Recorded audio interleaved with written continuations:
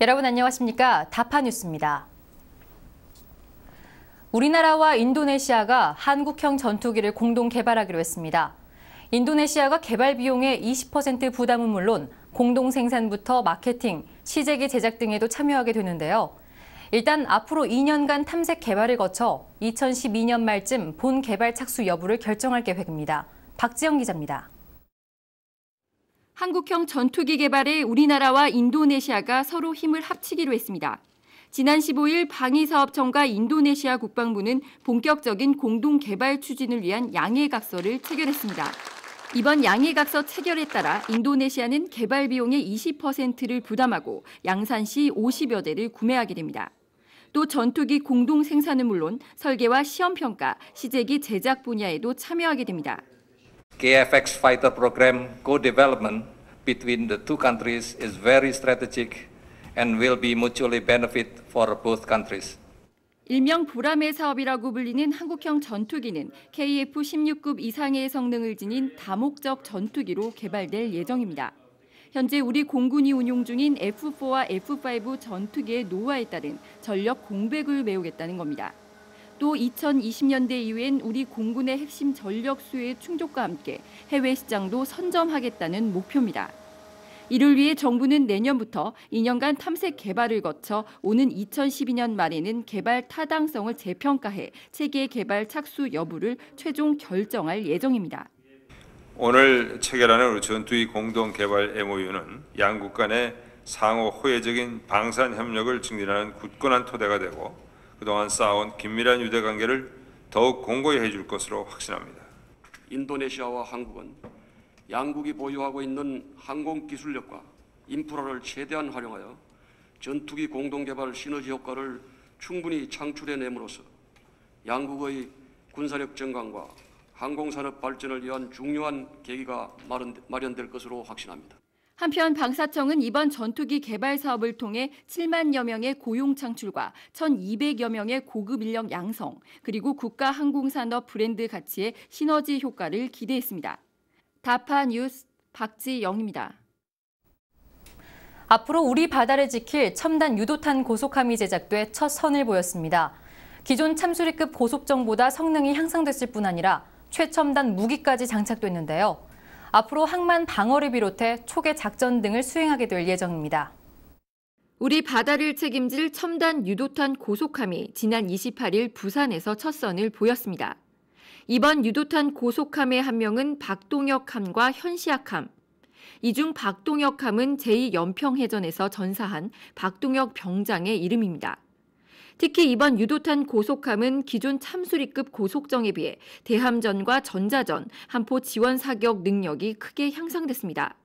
사거리 140km의 해성 대함 유도탄과 76mm 함포, 분당 600발을 발사할 수 있는 40mm 함포가 장착됐습니다.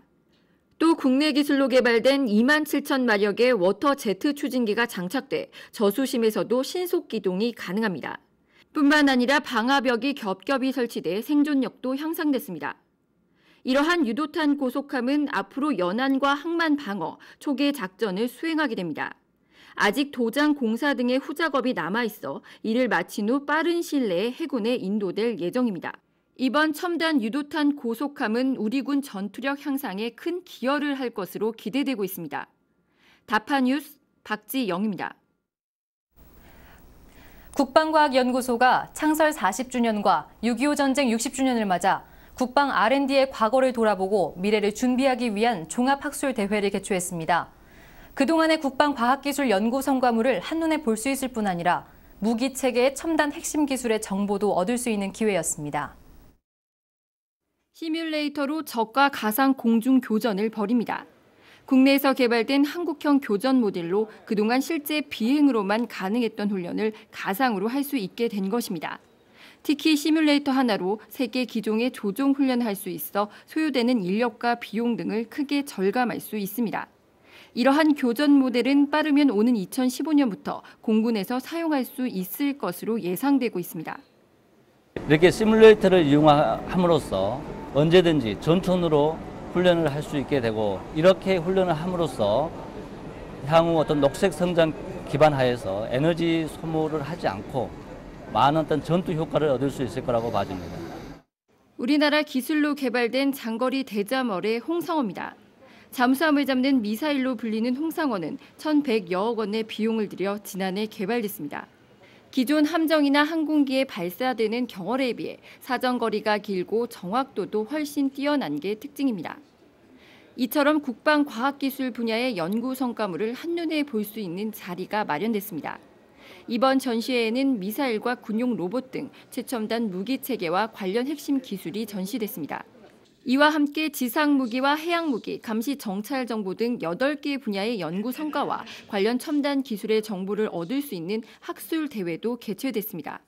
지난 40년을 돌아보고 또 앞으로 40년을 어떻게 하면 계속해서 우리 군을 강군을 만들 수 있는가, 또 국가의 발전을 어떻게 기여할 수 있는가, 그런 기회가 되겠습니다.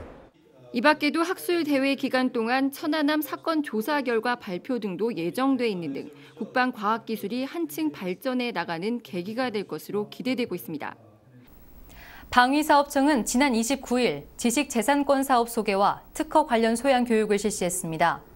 이날 교육에서는 특허 동향과 미래 시장을 분석해 기술 개발 방향을 제시하는 기술 획득 전략 사업에 대한 설명이 집중적으로 이루어졌습니다.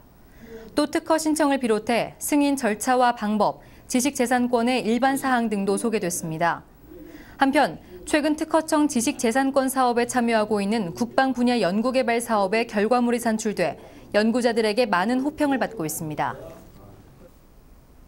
이어서 다파 단신입니다.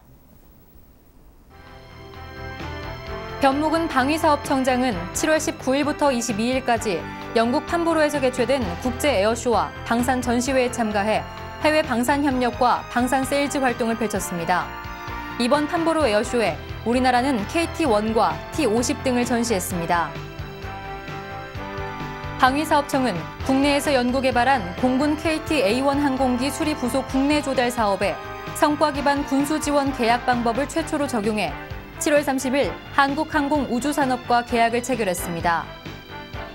방위사업청은 7월 13일 기획재정부 2010년도 예산성과금 심사위원회 심의를 통해 확정된 총 5건 2,040억 원의 재정 절약의 성과급으로 3,100만 원을 지급하기로 결정했습니다. 방사청은 앞으로도 방위력 개선 사업비 절감 유도를 위해 예산성과금 제도를 최대한 활용할 예정입니다. 청년 문화 확산을 위해 방위사업청 직원에게 주기적으로 발송하는 청년 문자 소재 공모 결과 15개가 당선작으로 선정됐습니다. 선정된 당선작들은 민원상담실에 청년 문자 메시지를 새겨 배너 현수막으로 비치되는 한편 월 2회 청장명의 청년 문자 메시지를 전 직원에게 발송됩니다. 이상으로 다파 뉴스를 마칩니다. 고맙습니다.